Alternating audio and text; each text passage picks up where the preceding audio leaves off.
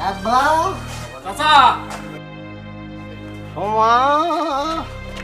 ওরে চাচা আব্বা ও শমশের চাচা আব্বা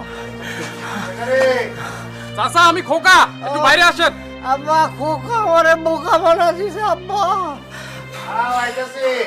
তাড়াতাড়ি এখন আব্বা মারা ভালো আব্বা কিরে খোকা আব্বা কেডা জামাই না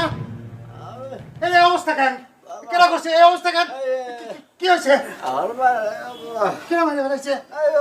আব্বা কি হয়েছে এই এই এই দেখো কি অবস্থা জামাই কি অবস্থা